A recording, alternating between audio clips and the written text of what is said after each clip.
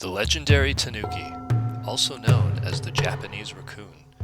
For us Westerners, to us the Tanuki was best known as that suit that Super Mario wore in Super Mario 3, that granted him the ability to turn into a statue. But Nintendo's taste of Japanese folklore for us was just a drop compared to the reign of history that this animal possesses in its culture. For one, it is a real animal, but its true interests stem from its fairy tale past. A lazy creature of great mischief, being able to trick people out of their money, manipulate time, and even turn into a statue when they think they're being watched or followed. Its trademark oversized testicles being a sign of its good financial luck, from which they also use as drums. Its sake that it carries to show its strong virtue, and the book of promissory notes which it also carries to show its trust. This is truly an odd creature, to be turned into a transformer. Protoretro. This is Protoman of Protoretro, and this is a video review of Beast Wars Neo Heinrad, the legendary Tanuki. So I wanted to take a step back into Beast Wars past of some of the figures that a lot of people aren't too familiar with. So I wanted to show you guys the Tanuki from Beast Wars Neo Heinrad. Sometimes called Heinlad, although because the Japanese don't possess L's in their language per se, or the pronunciation of it, we're going to go with Heinrad. This toy is very weird, and a lot of people either don't know it exists, or they kind of forgot that it exists. I'm not going to bother you too much with the packaging, just going to point out the Cybertronian on there. But aside from that, let's get to the actual figure and check him out. Now, to start off, the cool thing about Heinrad is that he actually kind of has two forms of an alt mode or a beast mode. He first has the more culturally significant Tanuki statue mode, which is the upright Tanuki holding the two cultural related artifacts, the sake bottle and the promissory notes, which are two things that are always associated with the creature, especially when seen in statue form in museums or just all over Japan. Now, but the also really cool thing about it is, outside of that, is that it actually has a more traditional beast mode, which is, again, because this is based on a real animal, despite the fact that it has tons of, folklore and significance to it. So it also has something that makes it go on all fours, and yeah, it's a real raccoon dog Tanuki now. Now, that one's just kind of a nice little extra that they have there, but this is what it's all about, really, is this mode. Now, also, as you can see, there's a clock in his stomach there. It's actually a real working clock that you can program when you open up the toy to robot mode, and it also has an alarm feature, which we'll get to afterwards. Another thing to note, too, is that he actually does also have testicles. Now, granted, they're small for the average Tanuki, but the fact that they're there is quite interesting. And the testicles even have a weird twist to it when we'll get him into robot mode. So let's do that. Transformation.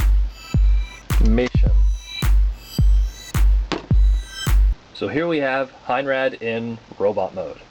Now, if you probably noticed right off the bat, he looks pretty darn big compared to what a lot of people expected from that small alt mode. Here he is next to, I guess, a mega class transmetal toy, Megatron. This is the Japanese version, mind you, which is the same thing, but you can already see how much he towers over it. He kind of goes in between that and an Ultra, but there's nothing really that is his scale per se, so I was kind of going to use those. And since they came out around the same time, I would make that comparison. He is larger than the average Prime toy that is out right now. I think the tallest probably being Optimus. So, ultimately, in the end, really big toy for what he is. He has, compact thing, transformer. It's completely all out there, a lot like animated Lockdown. Great toy nonetheless. So, robot mode. Now, he has the clock still. Now, the clock from the back, accessible. You put in batteries, you could adjust it, and he's a real working alarm clock, which you would set the time they would want it also, and you lift his head there, and then when it rings at the time you want, you push it down. This actually made a cameo in an episode of Car Robots or Robots in Disguise. In the first episode, Yuki, also known as Koji, had a Heinlad alarm clock, which is kind of a nice little nod to the previous Transformers series at the time. What else that I could point out? Now, the gigantic testicles, they now became where his spark is. So I guess there's his weakness. If you want to kill him, you hit him in the testicles, because that's where he keeps his spark. Now they reside on his hips. Very weird. Basic articulation, it's usually just around the shoulders because he's kind of limited here because of his transformation. But it's still pretty good in details and design, especially since he has to house a gimmick of an entire clock in his chest. Kind of predating Hotshot and all of them, he has the flip-down goggles, which kind of represent his time gimmick in the show too, because he was an agent of time, and in the show he was able to manipulate it, much like his Tanuki folklore character that is from Japanese culture. Makes me wonder actually if him and Vector Prime probably hung out or had to deal with stuff.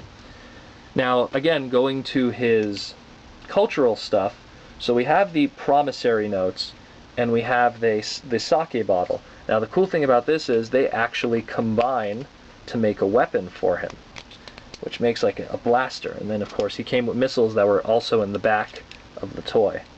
So there he has a gun that, with a little bit of fiddling, because it's a small peg that goes in there. I'm probably not going to get it in the first shot, but he's able to hold that. Ah, there we go, I got it. So, yeah, he actually has a gun too, and there goes the missile. But it's still pretty cool that they made that little, attempt to make a combining weapon out of his, legendary items. It's a nice little historical figure from Beast Wars Neo, and I wanted to do a review on him because he's just so wacky and so out there. And, I mean, just so offensive, too, with the testicle thing. I don't even know. I really wanted to do a review on him. And he's just a fun thing to pick up. You could pick him up as low as $30 or $40. I mean, he is not something that is extremely expensive, but you get a lot for what you pay for. Especially, he has sounds, but that's just the alarm clock, and, well, I can't really set it up right now because I'd have to locate 2 pill batteries, so that's a whole other story. But nonetheless, really, really cool figure. I suggest picking him up. I mean, Beast Wars Neo toys are now so cheap, and you could get some really cool ones, specifically this one, for nothing.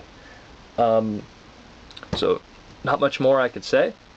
So, this is the legendary Tanuki, Heinlad from Beast Wars Neo.